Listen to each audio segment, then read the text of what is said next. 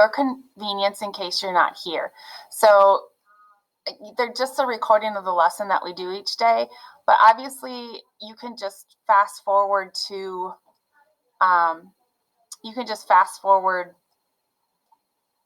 past the stuff that we're talking about right now if you need to. I am going to present my screen now, and we'll get going on the slideshow for today. Once again, I'll show you where a few things are in case you have any questions, and you're able to find them in your books and find where things are that I've given you. So I will start with that. I will just go to Schoology and let you know that your information for this week is in week 1. It's still not in the week at the glance. Don't worry about week at a glance this week, but I have the slideshows for yesterday and today in there, so you can access those at your convenience. And the slideshows will have a lot of the answers for the organizer. So the chapter 1 review is here. And then when you click on that button, it'll bring up the review.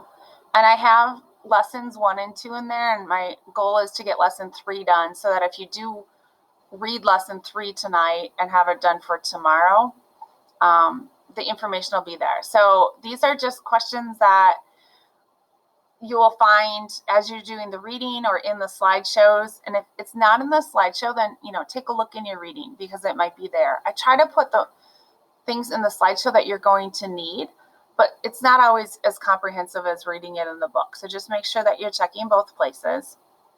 And then also, I'm going to share my slideshow now. Oh, I don't know why I did that. I'm going to present it now. Get these little guys out of the way. Okay. So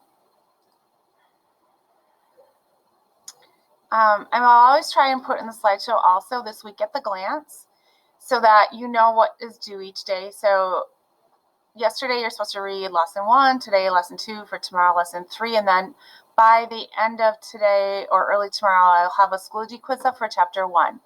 I might make that quiz summative in that this intro unit is super important, but that being said, because it's super important, I might also set it so that you can take it more than one time. And then here's another place you can always find that organizer. I'll always try and put it here in the week at the glance in your slideshow, so that you can find it. You're going to be able to find that organizer in multiple places, but you'll want to make a copy for yourself and type in it so that you know where to find that information.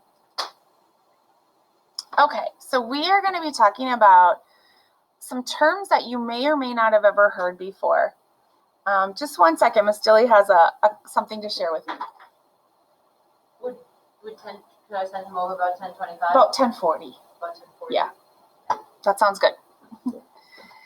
Okay, so in what ways do people cope with the problem of scarcity? We talked about scarcity a little bit yesterday in that we have resources in this world, but all resources are scarce and that there's not an unlimited amount. So I'll read this situation and then I would love for people to jump in and shout out some answers. So how would you decide? This is in your book. It's like the intro question. So here's a scenario. You and your brother or sister or sibling need new laptops for school, which starts next week. You both research the models of new laptops and both decide to buy the same model. You go to an electronics warehouse store to buy the laptops.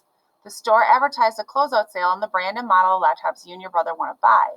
When you get to the store, the clerk tells you the specific model of laptop that was on sale is sold out. He shows you and your brother a new model that has more features than the model you wanted, and it is $75 more. What options do you and your brother have? Decide what you would do in these circumstances. So choices would be you could buy the new model. You could ask to see another model that's closer to the price of the one that was on sale. You can decide not to buy it at the store and buy it online. You can decide to go to another electronics store or ask to see the most expensive laptop that the store sells. So I heard somebody rang in. So I'm going to just, oops, sorry. I hate these little things. I'm going to escape out of here and see what somebody said. Oh, thanks, Kaden. Thanks for letting me know.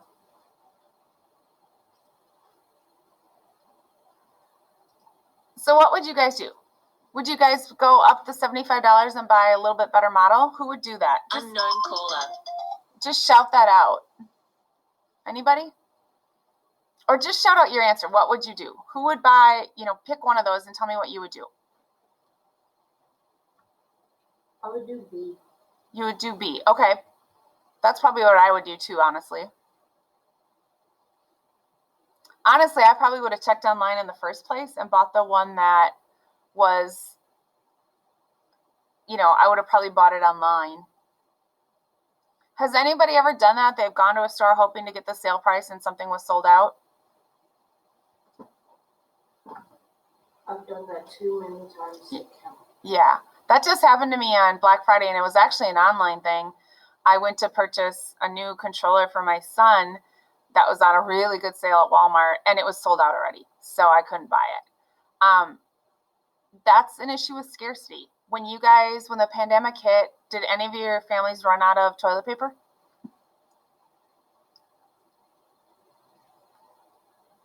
Anybody? No, what did you say? I said, did any of your families run out of toilet paper when the pandemic hit and it was just gone? Yeah. Yeah, we actually had to I bought Kleenex until I was able to get some toilet paper. I actually found some toilet paper at a gas station. And then when we finally the next time I went into Walmart, they had some, but it was this really cheap stuff. We called it our COVID toilet paper. So we used that until we found some nicer stuff, but it was the super thin stuff that's really not comfortable. So those are all issues of scarcity.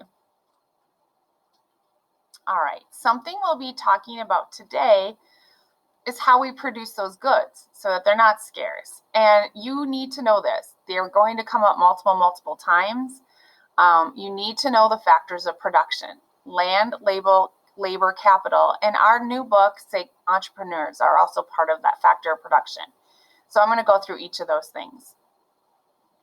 Why must producers make production choices? So we have two groups. We have producers, the people that make things or sell things or give services, and consumers. Consumers are us, the people that use things. Give me an example of something you use every single day. So think about, you get up in the morning, what's something you use every single day?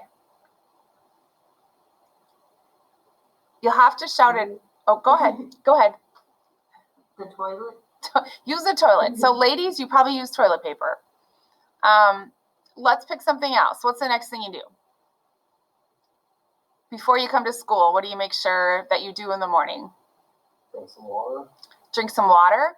And if you live in the city, you're paying for that water, but nobody really makes that. That's actually a land thing.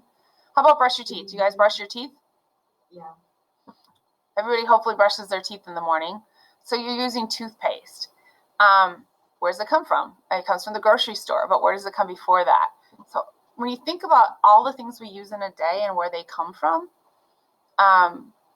these are choices that we make each day and choices that producers have to decide how much to make, who they're going to make it for, and how much it's going to cost. Remember those 3 questions from yesterday. So, as it says here, these are very important. Land, capital, and labor. Land is the earth and anything that is used to anything that comes from the earth to make a product. So that would be for farmers. I know Mitch lives on a farm. You have land, you have livestock. Climate's also considered in there because we can't grow tropical fruit in Wisconsin. Capital includes tools, equipment, machinery, and factories used to produce goods and services. So any place that is used to make something that's going to be used for something else would be capital. And labor includes efforts, abilities, and skills of all people, except for entrepreneurs. They're in their own category, that are used to create a product. And then finally, entrepreneurs are individuals who introduce new products or service in search of profits, and they're one of the 4 factors. And I asked this question yesterday. If you were an entrepreneur and wanted to start your own business or company, these are those 3 questions I mentioned. What would you produce? How much would you produce? And who would you produce it for? So Jessica, I'm just going to use your example of possibly starting your own salon someday. You would be producing salon services. So haircuts, nails, facials, maybe massage. You would probably also have things to sell there, products. How much would you produce? Well, you would produce as much as you had a need for. And then who would you do it for? Anybody that needed salon services. So start thinking about these things. And like I said, this is a class that applies to everyone. Where other classes in history might not seem applicable to you, this is definitely a class that you will use in the real world. Okay, I got to move my little mugshot here. The production's possibilities curve. You're going to see this come up over and over again in this book. So it's something that I think it's really important that you understand. So spend a little time, even though I know you're probably not reading every section of the book, this is something that you guys should read to make sure that you understand it. But this is called a production's possibility curve to decide, and it's listing economic output. All points of the possibilities curve represent maximum combinations of output. So if you're looking at this one here, and a lot of times the book uses silly examples because it's just easier to demonstrate that way. But let's say you're a company and you can either produce cars or clothing. Somewhere along this line, this red line, is going to be the maximum that you can produce of either of those products and have the maximum outcome. So this is saying that if you produce 300 units of clothing, you can produce 40 units of cars, but that's maybe not your maximum output. A here on the curve, 300 units of clothing and 70 units of cars would be the most that you could produce. And B would the most cars you could produce, and B would be the most pieces of clothing you produce. But you can see that as one increases, the other decreases. We're going to be using graphs in this class, so make sure you know how to read them. And then we have a question. Why can production only take place on or inside this frontier? Well, basically, we only have the factors of production that can push us to these outer limits. After this, we can't produce all of one or the other. So if we produce 400 pieces of clothing, we cannot produce 70 cars, and vice versa. If we produce 80 cars, we're not going to be able to produce any clothing. The most important thing about this is understanding how to read it and understanding what it means. That this curve just shows the maximum output that we have of any products that we're creating. Oops, shoot. I think I went too far. Okay, and then the other one that you will see is the opportunity cost. So kind of looks like the same graph, right? So it's the cost of the next best alternative use of money, time, or resources when one choice is made over another. Basically what that's saying is that every time we make something, we have to make a choice not to do something else. And I'm going to get to this in more clear English, but once again, this is something that you guys should know and understand. If Alpha is producing 300 units of clothing represented by A, what would the opportunity cost be in cars? So what that's saying, if you produce 300 units of clothing, there's 10 units of cars that you can't produce. Or if you produce 400 units of clothing, you can't produce any cars. So that's the opportunity cost. I'm going to go to the next slide, which is on trade-offs, and hopefully it makes a little bit more sense. So this is just what we must give up in order to do to another. So think about decisions you make each day. Give me an example of a trade-off, and I'll just start you out with, what's your trade-off for coming to this class? You could come to this class, or what else could you guys be doing? Throw out some answers.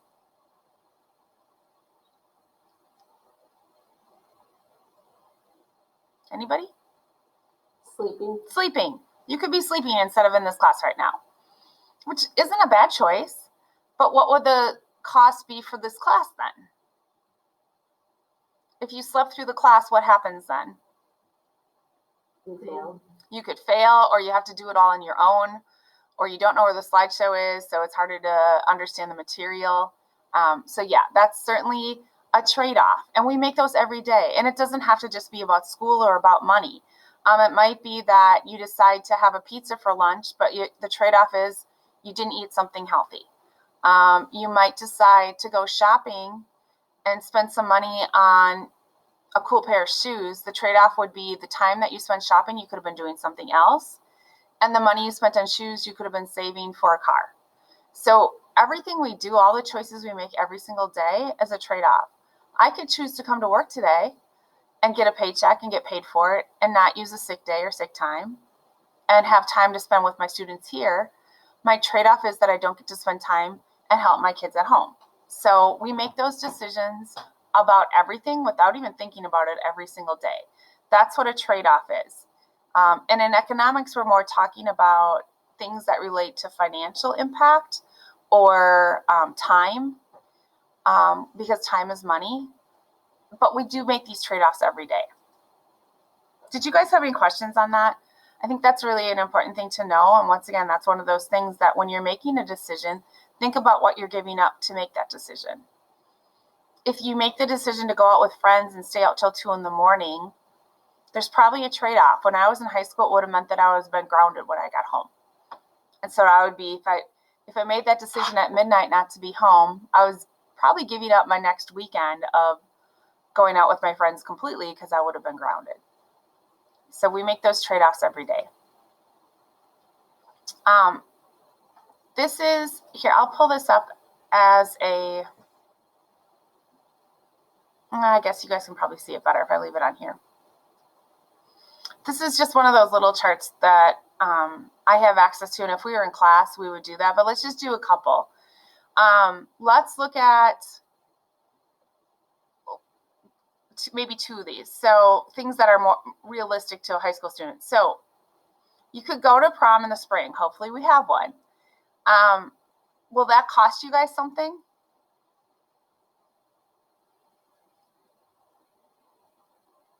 If you go to prom, yeah, it would cost money probably, right? You got to buy a dress or a tux or rent a tux or a suit to at least have nice clothes to wear. There would be some trade-offs. Will it last a long time? So is prom something that's going to last forever? No. No. Will it impress your friends? That's a kind of silly question for that one. Does it require parent approval? For some of you, probably yes. And think about that dress you wear or the suit you or tux you rent. Can it be used multiple times? Well, if you buy a suit, yeah. But girls, prom dresses, are you going to wear them again? No. Probably not. It's probably going to sit in your closet like mine is and be there until the end of time. So that's just looking at different things when you're making choices that you should think about. And I'm not saying don't go to prom. Absolutely go, because you're going to create memories probably that you'll have forever. But just know that there's always a trade-off whenever we do something. Okay, the last thing the unit talks about is consumer rights and consumer responsibilities. So as a consumer, if you're thinking about this actually as an entrepreneur also, there are rights that you have in our nation when you are buying things. And there are rights to think about if you ever become an entrepreneur or a producer that you have to take into consideration when you're creating things. I'm going to pick on Mitch just because I know he lives on a farm. And you don't do dairy cattle though, right, Mitch?